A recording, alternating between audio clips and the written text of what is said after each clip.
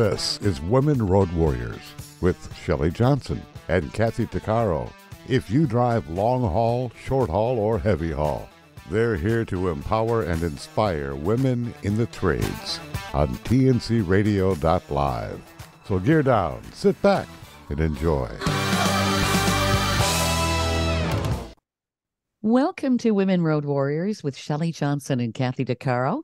We're a show that works to inspire and empower women in trucking, in the trades, and every profession. We tackle all kinds of topics and work to encourage women to be their very best with informative guests and women who've been champions. I'm Shelley. And I'm Kathy. No topic is not allowed on our rig. We tackle the tough topics along with the not so tough topics. And we like to feature experts, champions, and celebrities who can assist women in being the very best they can be. Maintaining a relationship and a career can sometimes be very tough. Long-distance relationships are even harder. Breakdowns happen, communication stops, and fighting can occur. Sometimes couples don't know where to turn. Joyce Schafers is a best-selling author, public speaker, workshop facilitator, and life skills coach and relationship expert from Alberta, Canada. She specializes in relationship counseling. The counseling model she uses was created out of her need to break her own pattern of failed relationships. She's known for the ability to help fix the emotional root issues that causes relationships to fail. She's not a superhero, but she does have a superpower.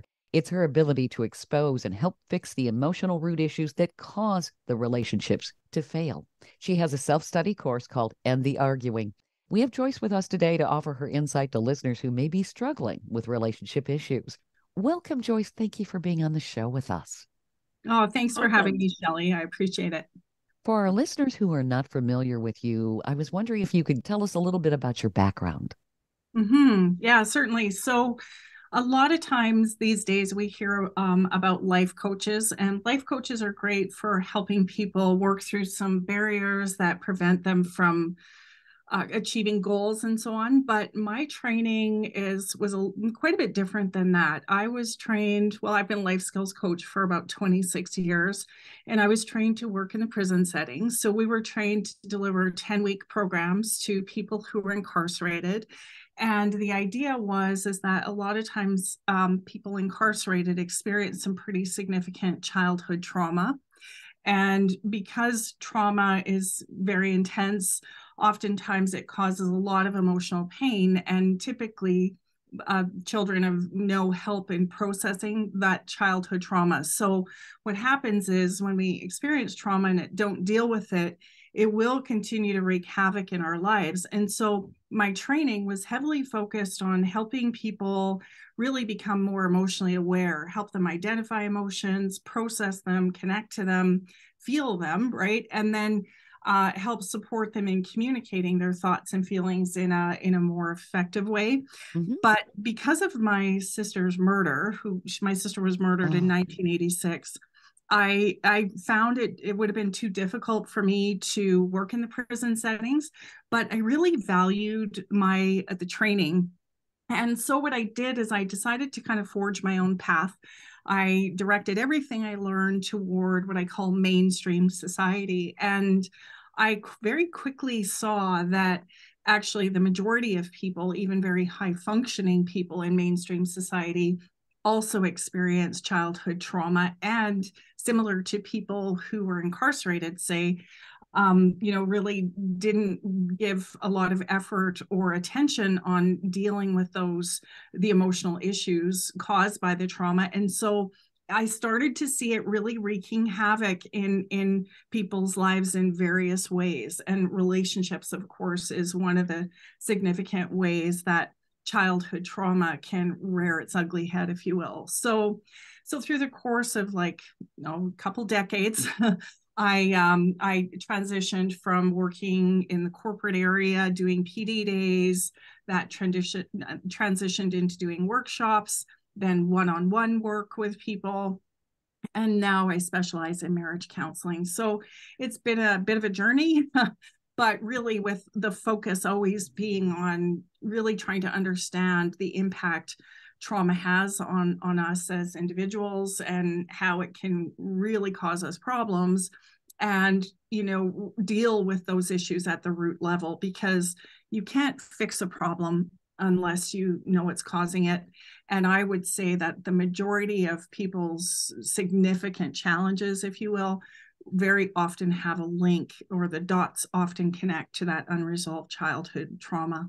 So really my focus has been about helping people understand, whether it's breakdown in communication in relationships or what have you, that there is a root issue. And once we identify what that is and deal with it, well, we can overcome these challenges. So that's kind of my journey in a nutshell, if you will. Uh-huh. I just, you said something about root cause, and I talk about that all the time, because it is like, I'm an occupational health and safety, I was at work, advisor, and we were, when every time there's an incident, you have to look at the root cause. It's not just the incident, or not just the immediate, say somebody hits the berm. Well, why'd you hit the berm? Well, I don't know.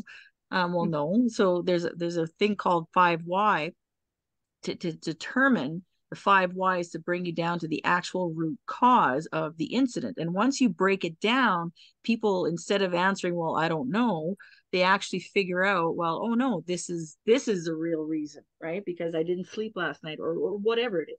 And in the relationships, like you're saying, it's the exact same thing. When you ask people, like, like, why do you think this happened, or whatever, they'll say, oh, well, I don't know. No, you do. And once you start breaking it down to like the root cause is exactly that. But most people don't do that. They stay on the superficial level. Mm-hmm. So what you're doing is absolutely essential. If you want change, you have to break it down. Mm-hmm. Absolutely, I would agree. Me too. First of all, I want to express my condolences on the loss of your sister.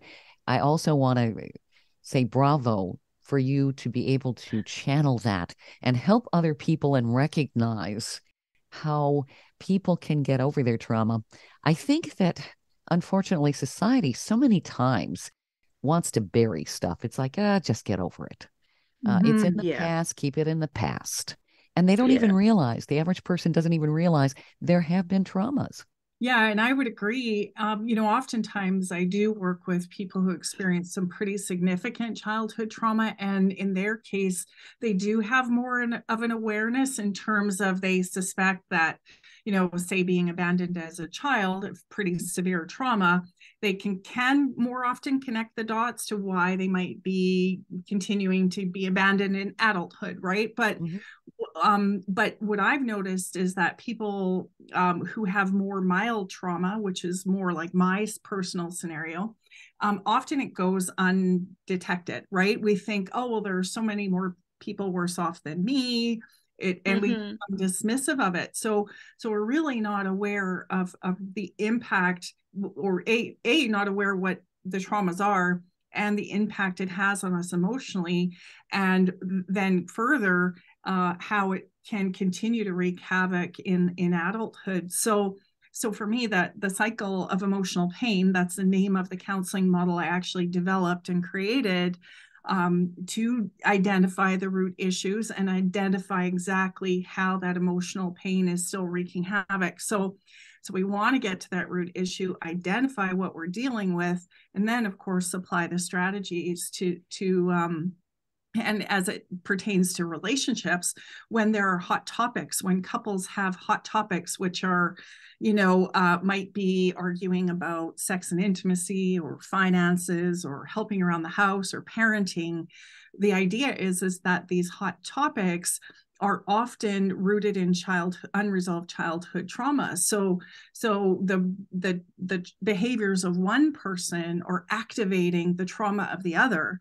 That person's response to it will then trigger the first person. And so here we have this attack, defend, blame game that usually ensues, and most couples have no idea that their triggers, the things that are so upsetting, are actually linked to trauma, right? And so unfortunately, a lot of times that couples when they have these hot topics and the communication breaks down, because it will, that's because we're dealing with trauma, right? And triggers, which means I always say when I'm triggered, I might as well take my brain and throw it out the window. I can't think very clearly and I can't communicate effectively. So, but oftentimes people think the solution is improving their communication, when really, yes, of course, I do support people in communicating more effectively, but unless you're understanding, if there is a hot topic, it's guaranteed, pretty much guaranteed, that there's more going on below the surface, that we're dealing with activated trauma. And so it becomes really first order business is identify the trauma, identify the emotional pain, identifying how each person is triggering each other's trauma pain. And once we know that, well, now we can actually, work on solutions, because we know what the problem is. We're not stuck in the surface weeds, if you will, by spinning our wheels on those hot topics. So it is really crucial in resolving that idea of, identifying the childhood trauma is really crucial in resolving hot topics. From my perspective, that's how I view it. I would think it would be hard when somebody's in the heat of an argument, a real humdinger. Things just escalate. It's kind of like people are in fight, flight, perhaps, and they don't even know it. And they're one-upping each other. They're not actively thinking about this. They may not even be aware of it. What's going on in the brain when a trigger is actually causing some of that aggressive behavior? That's a great question, Shelley, and I'm glad you asked that. So we have to remember that when the other person's behavior is a trigger, right? So a trigger is something that either mimics childhood trauma or it activates the similar emotions. So say I worked with this couple where the husband was seriously criticized by his father as a child. So he always had this feeling of inadequacy, and never once did the father ever praise him, right? So it was all harsh criticism leading to that, him feeling really inadequate as a child. So his wife was constantly criticizing him about coming home late for dinner all the time. So that criticism then is a trigger, right? Because it mimics a childhood trauma. So she would criticize him on a subconscious level. It would sort of remind him of being criticized by his dad. It would then activate that deep sense of inadequacy. And so what happens when we're triggered, the triggered mind says the threat or the enemy is out there. It's on that other person, right? Because that person is saying or doing something that's causing all this pain. So the triggered mind would have us stay focused on the other person in a very aggressive way, sort of to shut them down, make them stop talking, make them stop doing what they're doing. And so this focus is really so much out there, right? The idea is I will feel better once this behavior stops. My approach is opposite to that, in the way that, yes, sometimes behaviors need to be tweaked, of course, but really my approach and what I do with my couples is first help them become very aware of each person's childhood trauma, each person's triggers, right? So then we're ready for those triggers. We know that every time I'm in this situation, this is going to activate my trauma. So this is going to get intense, right? So the more we're aware of it, the more equipped we are. So that's a big part. The awareness is a big part. But the solution part is about getting the person to recognize, and it's kind of like exercising a muscle. It takes time to get good at this, but instead of, it's about resisting the urge of going outward, thinking the solution's out there. And instead, the first order of business must be on the story I'm thinking, which is, in that man's case, he believed he was inadequate. So that was his story. And then the emotion linked to it is that deep sense of inadequacy. So of course, first order of business is learn to, deal to that triggered emotion. In other words, for him, he always would come home late for dinner, and he had to acknowledge that, yes, that's a behavior that should be tweaked. But in order to deal with the emotional part of it, I had to get him to see that, okay, he isn't actually this inadequate piece of crap kind of person that he always described himself as. Help him remember, I'm a good husband, I'm a good father. It's just this one behavior that I need to tweak. So in other words, it's important to get the mind focused on, well, what am I believing about myself? Is this story that's running through my mind, is it even true? And it's always no, right? It's always the story the child believed about themselves based on their trauma. So it's always a lie. In other words, he was never inadequate as a child. It was more a parenting flaw, right? Always harshly criticizing him. So we have to ditch the old story that we believed about ourselves as a child. So deal with it intellectually, and then emotionally learn to move away from feeling inadequate to feeling more comfortable with himself. So it's like landing on the opposite emotion. So ditch the story, reset emotionally. That's all internal work, right? So instead of attacking outward, we got to focus the attention inward, learn to reset emotionally, and then we can actually have a conversation. But while we're triggered, we really can't. That's exactly when the communication breaks down. So it has to be the first order of business. Does that make sense? Absolutely. Stay tuned for more of Women Road Warriors coming up. Industry movement Trucking Moves America Forward is telling the story of the industry. Our safety champions, the women of trucking, independent contractors, the next generation of truckers, and more. Help us promote the best of our industry. Share your story and what you love about trucking. Share images of a moment you're proud of. And join us on social media. Learn more at truckingmovesamerica.com. Welcome back to Women Road Warriors with Shelley Johnson and Kathy Tuccaro. Couples often reach an impasse when it comes to communicating, and what they don't often realize is there can be emotional triggers that can cause an argument. We're talking with life counselor and author Joyce Schafers, who helps couples expose and fix the emotional root causes that can make relationships fail. She assists couples in identifying trauma pain and emotional pain they may not even know about and isolate the triggered emotion that can lead to arguments. Joyce, I had another question here. Is it hard for people to identify their triggers? I would imagine so many people put that in the back of their head. They're not aware of it. They're in denial, perhaps. Do people struggle to actually identify the trauma that may be impacting how they're relating to others?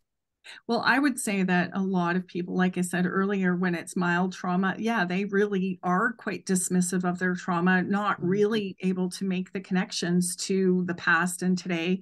But when I'm working with, whether it's working with people in my office or via Zoom, or whether they're working through my self-study course, that's very much part of the first step. Is I do take people through that process of us identifying, well, what exactly is the trauma? What emotional pain did it create, and what are all the triggers? So it becomes actually quite easy to identify our triggers, because what we're dealing with here is very intense emotions, right? So I always say a trigger is going to be something that is going to evoke a very intense emotional reaction. Like I compare it to a physical wound. Like it's a difference between me stubbing my toe on a coffee table versus someone cutting my leg off, right? A trigger is very intense. It would be more on the intense side. So when we know what to look for me personally, linked to my sister's murder, often triggers for me involve injustice, because unfortunately the murderer he only served about 4 years, right? So that felt for many years very awful. Unjust. So to me, a trigger was anything involving injustices, but I could tell because it was a very intense emotional response, right? So when we get people, I support people in knowing what to look for. And so when we know what our triggers are, it's kind of the difference between you're walking through a minefield and you have no idea where the mines are and they just start going off, right? They blow up. Where when we know what our triggers are, when we know what they are, it's like now I can walk through that minefield, but I don't necessarily have to step on the mines, right? I can really manage those situations in a much better way. So it's a really crucial piece of my work when I'm working with couples. I would imagine what you're doing also helps people get along better with people who are outside of their relationship in work and everything else. Oh, 100%. Like oftentimes what I say is that we're often not just triggered by our spouse or partners. We are often triggered in one or two, maybe three other areas. So when we know what all of our triggers are and then use that same, managing triggers strategy, it's a very transferable skill, right? So it's not just that you're going to use it with your intimate partner if you get triggered at work, or if in friendships or other extended family and so on, or even money can be a trigger for people. When you know what your triggers are, it can be very empowering then, because that managing a trigger is a very transferable skill. So it's a really effective approach at dealing with really the most difficult challenges in our lives. Oh, sure. Well, when you think about it, holiday gatherings, sometimes those don't always go so well. They can be a free-for-all food fight. I mean, there are probably some serious triggers that can go on with the family dynamics. And there are other examples too. When you're at work, if you have a micromanaging boss, but you can't do anything about it, that's got to be tough in terms of how to cope, how to communicate, how to get that resolved. With a couple, obviously, they're coming to you, they're trying to better their relationship. In other cases, like a family, extended family gathering, or in the workplace, you really don't have somebody who wants to cooperate. You're kind of one-sided on how to be able to communicate effectively and reduce your stress. That's got to be a challenge. Well, sometimes you might not even require a conversation. Do you know, when you really understand what your triggers are and you really address it on the two levels, the intellectual level, believing that old story and ditching it, and then resetting emotionally, sometimes we can be triggered and not even really require a conversation because we kind of work through it on our own, so it can be very powerful. Many times we don't even need a conversation. We can just kind of work through it and reset and carry on. But if we do require a conversation, well, at least now, having managed that trigger, you're going to have reset emotionally and be in a far better position of communicating effectively, right? Because you've tended to that emotional wound. You've mitigated that activated trauma. So it's very effective, whether we're just processing on our own and working through things without a conversation, or where we are required to have a conversation. Even when it comes to work triggers, really, really crucial that we manage those intense emotions before we sit down and have a conversation, right? We want to make sure we're presenting in a very, kind of emotionally balanced way. So I think regardless, like I said, whether you're needing a conversation or not, it still is such a powerful process of tending to that emotional trigger that's been activated. I personally have suffered an incredible amount of trauma in my life. And to be honest, I never, until I went to treatment in Wellspring with the Hope Mission program in Edmonton. I was there for a total of 2 years. I did not know what a trigger was. I did not know what it meant. I couldn't associate, I couldn't even tell you what emotion I was feeling. I couldn't put a name to trying to express anything. It took me a long time to unlearn all the emotional trauma from literally a lifetime of abuse. And then I had to learn about boundaries and codependency and anger management and all that. But I also had to learn about naming my emotions, because we'd sit with counselors, and I couldn't tell you what I was feeling. And so then she mentioned the whole trigger thing. I'm like, what's that? Like, I honestly, at 40 years old, I didn't have a clue about nothing. And so listening to you talk, obviously there's triggers, like someone, like I escaped, to call it the great escape, my crazy sociopathic ex in 2007. And to this day, if someone comes up behind me, I still jump out of my skin. And I start crying. It's just an automatic thing. I cannot seem to recover from that. It's just like, that's an obvious trigger, right? Yeah, If right. anybody comes and scares me or jumps out at me or whatever. But I'm going to say that, and I only know this because of the amount of therapy that I had, is that there were hidden triggers, things that I didn't really recognize as a trigger until maybe 2 days later. Right. Because I mean, I was a raging alcoholic, and obviously, using any excuse in the book to drink, and not really realizing my behavior or why my emotions were so all over the place. Well, I got 11 years sober, but when things happen, because even though, the trauma has been a long time ago, there's still things that come up. You don't forget. It's still there, but it's just, I learned how to deal with it in a different manner. But I still think that if I don't pay attention and I don't hone in on when things arise, whether it's stress at work or just, personal issues here at home, if I don't stay on top of it, it can sneak away at me. And then I'll wonder like a week later why I'm so um, angry or crying for nothing or and once I start looking back, I realize, oh, I was triggered by so and so at this event or right, and I didn't realize it because I get busy. There's always people around me, and sometimes I don't have time to process what's happening. So do Right. you believe that there's hidden triggers, or that people don't Well, recognize they're there until later, yeah, I'd or is say it just that's me? absolutely the norm.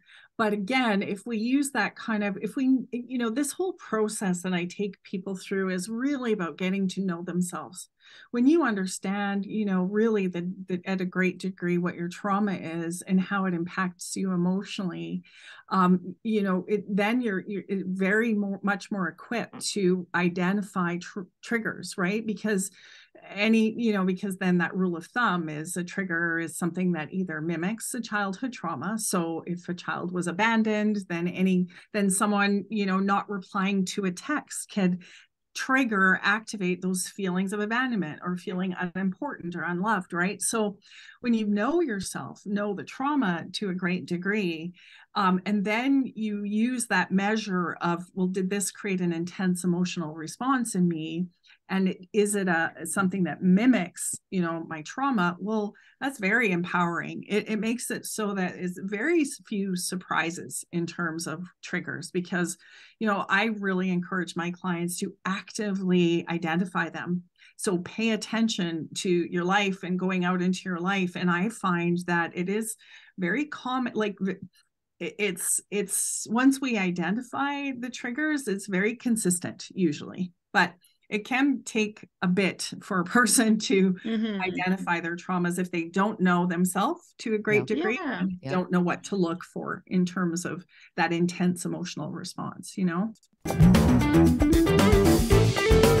Stay tuned for more of Women Road Warriors coming up.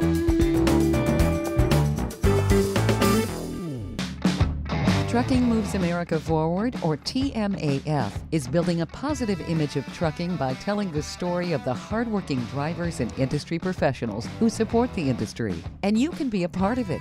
Learn more about TMAF and how you can join and be a part of the industry movement working to build a strong image of trucking by visiting TMAF's website at truckingmovesamerica.com. You can also follow us on Facebook, Twitter, Instagram, and our latest channel, TikTok. Welcome back to Women Road Warriors with Shelley Johnson and Kathy Tuccaro. Do you have an emotional minefield that you don't know even exists in the back of your head from past trauma? These could be hidden triggers that could be sabotaging your relationships. They could negatively impact the way you relate and communicate with your partner. We're talking with Joyce Schafers. She's a life counselor and author who wrote the book Stop the Arguing. She has emotional first aid for couples. Joyce, I know what you do requires people to take a really hard look inward. Are people ever afraid to really get to know themselves? I mean, sometimes they have to really be Heck brutally yeah. honest. Yeah. Mm.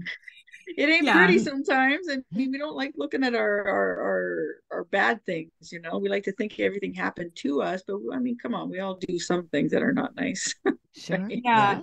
Yeah. And I think I would say that there's a certain percentage of the population that really are adverse to looking in the mirror, looking at their broken bits, if you will. And I believe, and this is just a suspicion, I'd love to do a study on it, but I believe that for that percentage of the population, for them, anytime is, so I do think it's linked to trauma, right? A type of trauma where as a child they're made to feel ashamed, guilty, or really bad about who they are. That to me seems to be a pattern that I've recognized. If there's a kind of trauma that really evokes that kind of shame in a child, then as adults, those are usually the people who struggle the most to be able to look in the mirror and Yep. say, okay, I've got some broken bits that I need to work on, because it is very uncomfortable. It almost feels like an attack. It's like any hint that I'm flawed could potentially feel like very threatening. And so I think there is a bit of a common thread there with respect to people who have a more difficult time looking at their broken bits. I do believe it's linked to that kind of trauma. But again, Narcissists, it's my theory. narcissists definitely don't want to look at themselves. Sorry, who doesn't? Narcissists? Oh, yeah. Yeah. Yeah, I would agree that that's very much a common complaint, is that nothing's ever their fault, right? So Yeah, no Yeah. kidding. Yeah. yeah, but I Which, do believe it comes from a deeply flawed, like a deeply wounded kind Yep. of inner experience, right? which goes back to childhood. Yeah, Yeah. I would say so. Absolutely. Yeah. They really need an instruction manual for raising children, you know? Parents don't, well-meaning parents don't realize what their actions can create. And Mhm. and of course that's been since time began. But to be able Yeah. to look at what's occurred so that you could improve and look at yourself, all of these things, gosh, it takes work, doesn't it? Yeah, and sorry. Oh yeah, no, it does. Huge work.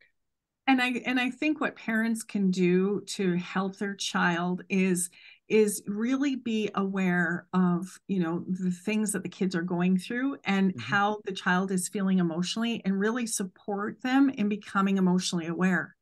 Because, you know, I'm not sure if you're familiar with Gabor Mate. He's a trauma specialist, and he says, you know, trauma, if when children experience trauma, it's one thing, but when they suffer alone in it, that's an entirely different level, and it's incredibly, you know, painful and difficult for the child because they have no support.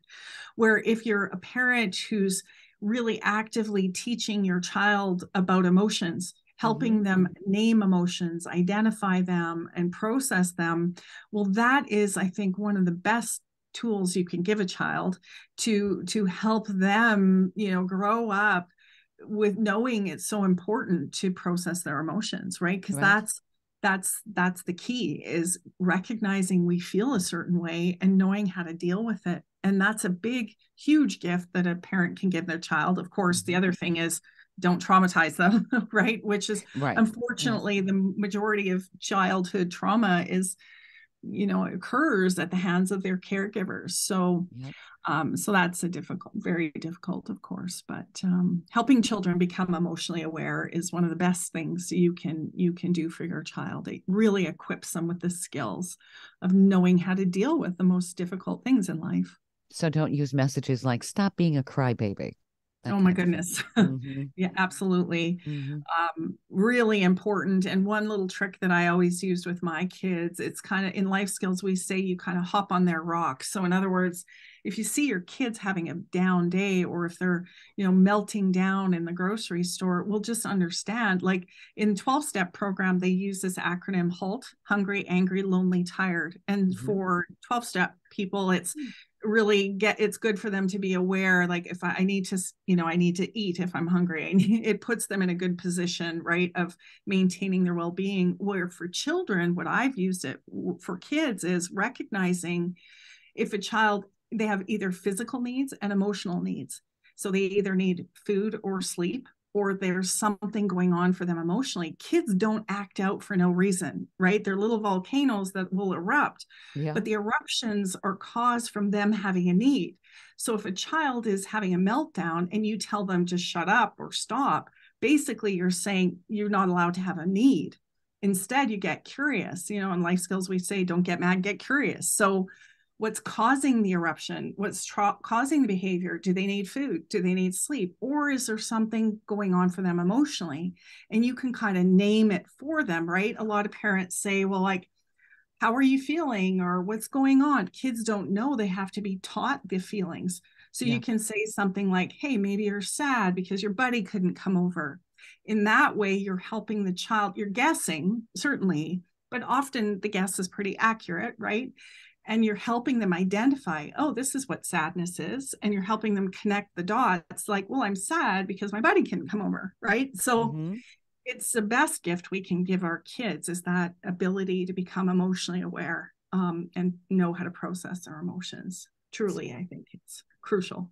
Absolutely. And when you think about it, perhaps adults carry some of that same behavior into adulthood.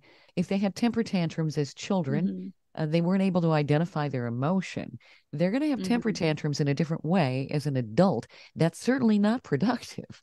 Yeah. And, I call that a trauma response, right? So when a child is traumatized, yes, of course, it does lots of significant things. It creates a story they believe about themselves. So say a child's abandoned. Well, they believe that they're unworthy of love and that they are unimportant and they should be abandoned, right? So there's the belief. Then there's the emotional part, feeling rejected, feeling unloved, feeling unimportant and unwanted. And so, it becomes really crucial to know that about ourselves. And then moving forward, the cycle of emotional pain, my approach is about recognizing that childhood trauma, if unaddressed, will continue to replicate itself over and over again throughout adult life. So the more aware we can be about ourselves, the more equipped we are in actually mitigating that, that cycle from perpetuating itself. So I can't say enough about the importance of being aware about all of that so that we can actually handle these situations as adults. If you think about it, like our parents and grandparents, the way they were raised, there was no therapy back then, and it was just, suck it up, buttercup, and put your big girl panties on, and just keep going, and you're tough, you're a survivor, and men were told that they couldn't cry, and it's not manly and all that. So growing up, like with my mom and stuff, there was she wasn't taught. And so how could she teach me? And then we grew up in such violence and such extreme horrific conditions that when we finally got out, well, she began drinking, and so she wasn't emotionally available. So I was left alone trying to fight the big bad world on my own. And then I got, all these things happened to me, and I wasn't able to tell mom because mom was drinking and my sisters are on drugs, and here I am by myself trying to figure it out. So how am I and then I had a daughter and I still haven't figured it out. So how am I supposed to teach my daughter when that whole cycle? Sure. Yeah. So it wasn't until, like, my daughter, she was raped when she was drunk when she was 18, and so she's just starting to get over that now. She's 29, but it took everything that I learned in those 2 years that I was at Wellsprings to transfer that over to help her, slowly deal with it. But had I not done that, I could have just gone through life like everybody else and just, how can you teach your kids if you don't know it yourself? Yeah. So I've Very been true. fortunate enough that I've been able to take what I've learned and passed it on to both my sisters, who are both off drugs now. The one has got 4 years clean and sober, which is amazing. And the other one is a year sober, and my mom has now 4 years sober, so which is incredible.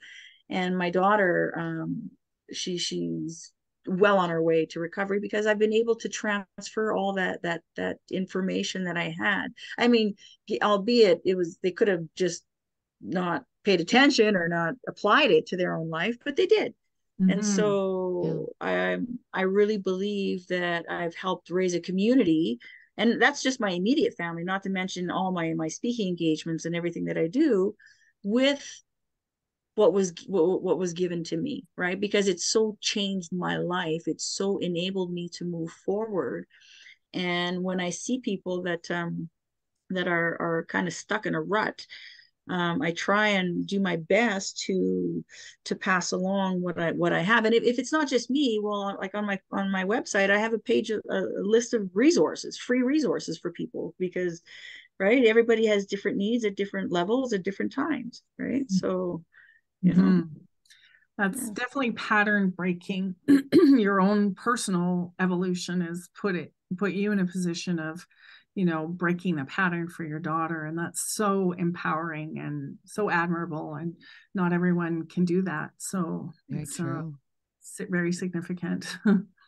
Yeah, I think a lot of people spend most of their life kind of spinning their wheels, not really knowing, why do I do this? Why do I have this problem? Why can't I get along with my spouse? Why can't I get along with my coworkers? What's going on? And certainly, Kathy, you have had a rare gift to be able to really grasp all of that. And Joyce, what you realized and how you're able to help people, it's so important. I don't think we just don't talk about the emotions and the triggers and the things that really make us who we are and how we interact. I think we should do more of that, especially with children. And kids go through so many changes when you think about it. Everything can be going on smooth sailing as they're growing, and then all of a sudden they're an adolescent. Then they've got all these hormones. They're little walking volcanoes, Yeah, for sure. Yeah. And the good thing is, go ahead. Sorry, Shelley, go ahead. They have parents who maybe forgot what it was like to be an adolescent, and not validating their feelings, because you've got lots of feelings when you're a teenager, Yeah, absolutely. And I think if you establish that relationship with them, a mutually respecting relationship in childhood where they're becoming more and more emotionally aware, well, I think that it can get to the point where those adolescent years don't really need to be that trying. I'm very lucky with my kids aged 24 and 20. I never had those terrible teen years. I never struggled with that, but I think it was because they were very equipped early on with the ability to process emotions and communicate their thoughts and feelings. So limit more so the eruptions, right? They were more wired to get to the root of it. So what's really going on for me? Why am I so angry or so intense? They were taught to process. So luckily I've never really struggled with the teen years with my kids. And I think it's because of that, and because of my determination to raise them in a mutually respecting way. If your parent is someone you can trust and that they're going to respect you and love and care for you, well, you're going to want to go to your parent, right? When you're struggling, and it's becomes more of a supportive kind of thing, rather than an adversarial kind of thing. And I think when teen years, kids want to assert their independence and their, freedom. And I wanted to support that as much as possible within reason, right? Sure. So, I really feel like it all definitely does come to emotions and communication. And the more we can equip kids earlier on, the better it'll be in the long run for them, for sure. Stay tuned for more of Women Road Warriors coming up.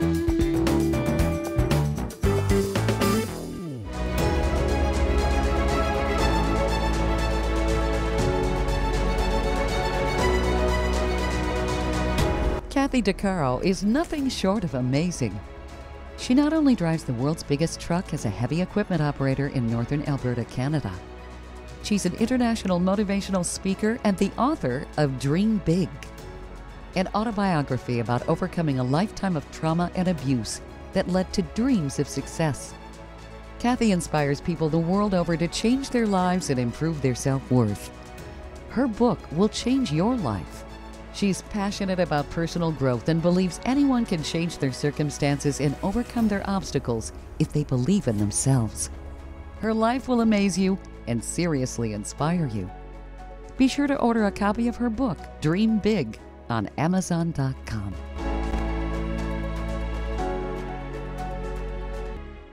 Industry movement Trucking Moves America Forward is telling the story of the industry, our safety champions, the women of trucking, independent contractors, the next generation of truckers, and more. Help us promote the best of our industry. Share your story and what you love about trucking. Share images of a moment you're proud of. And join us on social media. Learn more at truckingmovesamerica.com. Welcome back to Women Road Warriors with Shelley Johnson and Kathy Tuccaro. We're talking with Joyce Schafers, who's a life counselor and author of Stop the Arguing. She helps couples fix the emotional root causes that get in the way of constructive communication and derail a relationship. You offer some terrific insight here, Joyce. You work with people remotely, correct? Yeah, both in my office and remote via Zoom, for sure. So these podcasts, it's kind of fun because I get to connect with people all over the world. So right now I have a client in Texas, I have a client in France, and it's really fun to be able to connect from people from around the world. And that's why these podcasts are so great, because it makes it so I get to meet a lot of really great people. So yeah, it's great. How do people reach you? Probably the best way is through my website, joyce-schafers.com. You can send me an email that way. Of course, there's always the phone, 780-264-0337. But probably email is the best. I'm fully booked normally, and so I don't really get to answer my phone throughout the day. But email is always the best way to get a hold of me, for sure. And what was your phone number again? 780-264-0337. And then if you want, I can spell my website address if you like. Sure. That would be great in case people are writing that down. Yeah. So JOYCE-SCHAF like Frank, ERS like Sam.com. So that's my website, Joyce-Schafers.com. So you, not just relationship counseling, do you do family counseling and that kind of thing too? I wouldn't say I specialize in family counseling. I have helped families. I worked, a couple of times with families working through resentments. It's a big part of what I do with my couples, and I find the process that I developed is really effective. So I have been approached a few times to work with families, and of course, it's usually involving resentment. So I have done that. I don't necessarily say that I specialize in family counseling. It's more relationships and individuals, but definitely with the focus on understanding childhood trauma, and then understanding how exactly that's wreaks havoc, and then of course applying those strategies like managing triggers and communication. Yeah, you break it down to some basic fundamentals that just make total sense. You give people a really good toolkit or toolbox, if you will. Well, yeah, for sure. Awareness is never going to take you all the way, right? Awareness as in, knowing your childhood trauma and knowing the impact it had on you is important for sure. But really, it's where the metal meets the road is that the right expression? I don't even know. Rubber meets the road. Rubber meets the road. Yeah. I really suck at those, and I should stop trying to use those sayings. Oh, I always put my foot in my mouth. Oh my goodness, like that. It's what was it? I was interviewing a musician, and I said Simon and Garfield instead of Simon and Garfunkel. Those cool cats that were really popular. Yeah. Oh my. Right. That's funny. Yeah. Good. Well, I can relate to not knowing how to use those phrases, but But yeah, I mean, that really is, awareness will only give us so much. We really need to, impact the situation by knowing how to manage those triggers, knowing how to reset emotionally, really gaining control over that inner world of our emotions. And, it's sad because we grow up in our population, in our society, we actually teach kids that they're powerless to their emotions, right? It's like we've created these little hamsters on hamster wheels, thinking that, oh, well, I can only be happy if this happens or that happens. Something external has to happen in order for me to feel a feeling, which is a really detrimental kind of thing to do to a child. It teaches them that they're powerless over emotions. Yeah. This process is really about gaining control over emotions, which, if you think about it, it's actually the only thing we do have control over in life. Life is so unpredictable. We cannot, we can try to control it, but it rarely works. And so if we teach a child that they can, gain control over their emotions, they can manage their emotions, well, that to me is where real power is and real freedom is. Anything else positive that happens, that's gravy, that's all great. But if we can master that ability to process and work through emotions and regain control over them, I mean, to me, there's nothing better than that. I might be a bit of a nerd in that way, but that's certainly how I view it. Makes total sense. It's very empowering. Thank you, Joyce. Your insight is absolutely terrific. Thank you so much. Oh, well, it's my pleasure. I'm happy to find people who are interested in this stuff. So oh my God, I have a whole slew of people who want to talk to you. Yes, yes. Yeah. I'm not saying that lightly either. Like, I mean that, like, the amount of people that I deal with worldwide who are just so, we're just at the beginning stages of trying to figure out, themselves. Yeah. It's not really that big of a mystery when you know what to look for. Again, my rule of thumb are the things that cause us the most challenges in our lives as adults, very often 99% of the time have a link to childhood trauma. So really, if we can identify that, then okay, now we know what to do about it, right? Now we can start dealing with it on the emotional level and the intellectual level. It's a total game changer, truly. It really is. And people can reach you at joyce-schafers.com. And your last name is spelled Schafers. Correct. Yes. Excellent. Thank you, Joyce. This is super enlightening. I really appreciate it. Oh, well, thank you for having me. I'm glad to be here chatting with you, ladies. Yeah, thank you so much. It's been wonderful. You've been listening to Women Road Warriors with Shelley Johnson and Kathy Tuccaro. If you want to be a guest on the show or have a topic or feedback, email us at info@tncradio.live.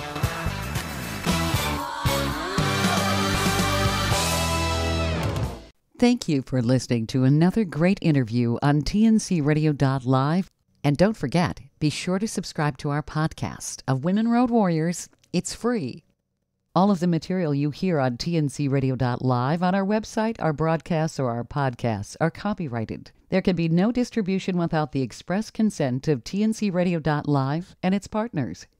For inquiries, write us at info@tncradio.live.